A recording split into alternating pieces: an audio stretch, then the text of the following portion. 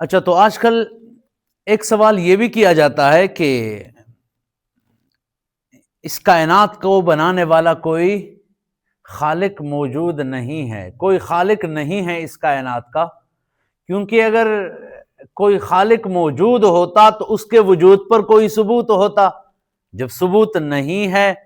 تو یہ دلیل اس بات کی ہے کہ اللہ کی ذات بھی موجود نہیں ہے۔ تو میں ذرا پوچھ لیتا ہوں اس نام نہاد عقل مند سے، اس ملحد سے، کہ بھئی آپ جب اپنے گھر آتے ہیں اور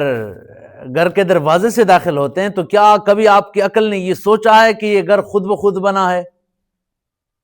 یا وہاں آپ کی عقل جو ہے وہ یہ فیصلہ کرتی ہے کہ نا اس گھر کو بنانے والا کوئی کاریگر تھا، کوئی مستری تھا، کوئی انجینئر تھا جس نے یہ گھر ہمیں بنا کر دیا۔ چلو یہ بھی چھوڑیے، آپ اپنے کمرے کے اندر آتے ہیں جہاں آپ آرام کرتے ہیں، وہاں جو ڈبل بیڈ پڑا ہے، جو کرسی پڑی ہے، جو صوفہ پڑا ہے جس پر آپ بیٹھتے ہیں، لیٹتے ہیں، تو کیا کبھی آپ کی عقل نے یہ سوچا ہے کہ یہ ڈبل بیڈ خود بخود وجود میں آیا، یہ کرسی خود بخود یہاں وجود میں آئی، یہ صوفہ خود بخود یہاں وجود میں آیا؟ نہ، وہاں تو آپ کی عقل یہ فیصلہ کرتی ہے کہ اس ڈبل بیڈ کو بنانے والا بھی کوئی کاریگر موجود ہے، اس صوفے کو بنانے والا بھی کوئی مستری موجود ہے، اس کرسی کو بنانے والا بھی کوئی مستری موجود ہے۔ اچانک آپ نے گھڑی دیکھی، ٹائم دیکھا کہ میں نے تو جانا ہے دفتر۔ اب جب گھڑی دیکھی تو کیا کبھی آپ نے یہ سوچا ہے، آپ کی عقل نے یہ سوچا ہے کہ یہ گھڑی خود بخود وجود میں آئی ہے؟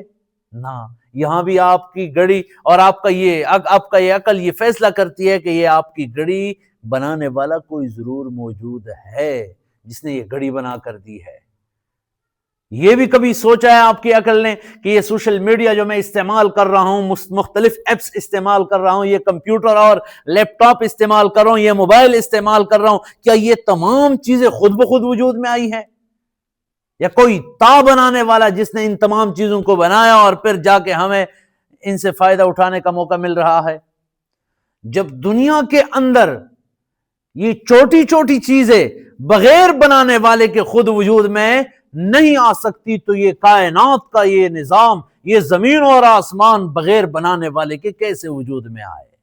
تو یہ آسمان اور یہ زمین اور یہ سورج اور یہ چاند اور یہ رات اور یہ دن، یہ تمام چیزیں دلیل ہے میرے رب کے وجود پر۔ اگر یہ رب کا وجود نہ ہوتا تو کبھی بھی یہ نظام نہ چلتا، کبھی بھی اس نظام کو وجود نہ ملتا۔ اس نظام کو وجود ملنا، اس نظام کا صحیح سمت چلنا، سورج کا اپنے سمت، سورج کا اپنے گردش کے اندر وہ چکر لگانا اور چاند کا اپنے محور کے اندر گھومنا، یہ تمام تر باتیں دلیل ہے میرے رب کے وجود کی۔ اگر میرے رب کا وجود نہ ہوتا تو یہ کائنات کا نظام بھی موجود